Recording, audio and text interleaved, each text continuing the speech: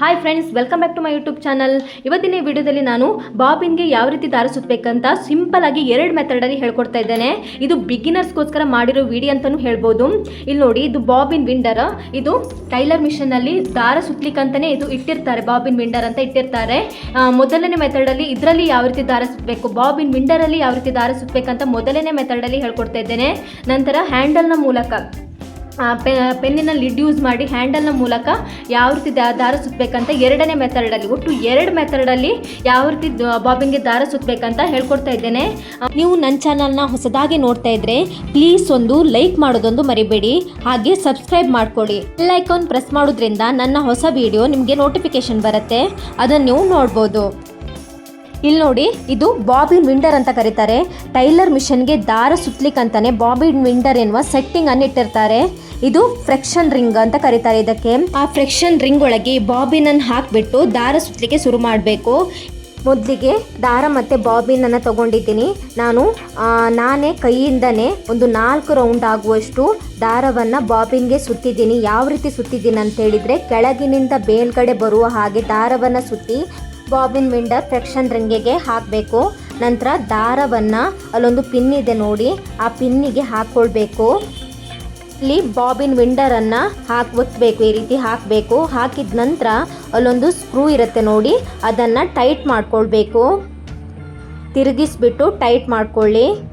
ನಂತರ ನಿಮ್ಮ ಎಡಗೈಯಲ್ಲಿ ದಾರವನ್ನು ಹಿಡ್ಕೊಂಡ್ಬಿಟ್ಟು ಬಲಗೈಯಲ್ಲಿ ವೀಲನ್ನು 2-3 ಸರಿ ಈ ಥರ ತಿರ್ಸ್ಬಿಟ್ಟು ಬಾಬಿನ್ ವಿಂಡರನ್ನು ಗಟ್ಟಿಯಾಗಿ ಹಿಡ್ಕೊಳ್ಬೇಕು.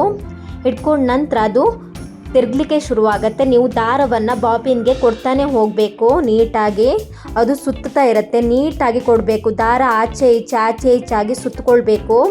ದಾರ ಕೊಡುವಾಗಲೂ ನೀಟಾಗಿ ಆಚೆ ಈಚೆನೇ ಕೊಡಬೇಕು, ಒಂದೇ ಕಡೆ ಸುತ್ತುವ ಹಾಗೆ ಕೊಡಬಾರ್ದು. ಬಾಬಿನ್ಗೆ ದಾರ ನೀಟಾಗಿ ಸುತ್ತಿದಷ್ಟು ಸ್ಟಿಚಿಂಗ್ ಕೂಡ ನೀಟಾಗಿ ಬರುತ್ತೆ, ಇಲ್ಲ ಅಂದರೆ ಕೊಟ್ಟೆಯಾಗಿ ಬರುತ್ತೆ ಸ್ಟಿಚಿಂಗ್ ಕೂಡ. ಇಲ್ಲಿ ನೋಡಿ, ನಾನು ಪೆಡಲ್ ತುಳಿತಾನೆ ಬಾಬಿನ್ಗೆ ದಾರ ಸುತ್ತಾ ಇದ್ದೇನೆ. ಪೆಡಲ್ 1 ಕಾಲ್ ಮೇಲೆ 1 ಕಾಲ್ ಕೆಳಗೆ ಆಗಿ ತುಳಿಬೇಕು. ದಾರ ಹಿಡ್ಕೊಳ್ಳುವಾಗಲೂ ಗಟ್ಟಿಯಾಗಿ ಹಿಡ್ಕೊಳ್ಬಾರ್ದು, ಲೂಸಾಗಿ ಹಿಡ್ಕೊಂಡು ನಿಧಾನವಾಗಿ ದಾರವನ್ನು ಕೊಡಬೇಕು ಬಾಬಿನ್ಗೆ. ಇಲ್ಲಿ ನೋಡಿ, ಎಷ್ಟು ನೀಟಾಗಿ ದಾರವನ್ನು ಸುತ್ತಿದ್ದೀನಿ. ಟೈಟಾಗಿರಬೇಕು ದಾರ, ಲೂಸಾಗಿರಬಾರ್ದು. ಇಲ್ಲಿ ನೋಡಿ ಎಷ್ಟು ನೀಟಾಗಿ ಸುತ್ತಿದ್ದೀನಿ ಅಂತ. ಇದು ಮೊದಲನೇ ಮೆಥಡ್. ಎರಡನೇ ಮೆಥಡ್ನ ಹೇಳ್ಕೊಡ್ತಾ ಇದ್ದೀನಿ. ಮೊದಲಿಗೆ ದಾರವನ್ನು ಪಿನ್ಗೆ ಹಾಕ್ಕೊಳ್ಬೇಕು. ಈ ರೀತಿಯಾಗಿ ದಾರವನ್ನು ಹಾಕ್ಕೊಂಡಿದ್ದೀನಿ. ದಾರವನ್ನು ಬಾಬಿನ್ಗೆ ಸುತ್ತಕೊಂಡ್ಬಿಟ್ಟು ಲಿಡ್ಡನ್ನು ಬಾಬಿನ್ ಒಳಗೆ ಹಾಕಿಬಿಟ್ಟು ನಂತರ ಆ ದಾರವನ್ನು ನೀವು ಗಮನಿಸಬೇಕು. ಮೇಲ್ಗಡೆ ಇದೆ ನೋಡಿ, ಬಾಬಿನ್ನಲ್ಲಿ ದಾರ ಯಾವ ರೀತಿ ಇದೆ ನೋಡಿ, ಮೇಲ್ಗಡೆ ಇರುವ ಹಾಗೆ ಸುತ್ತಿದ್ದೀನಿ ನಾನು.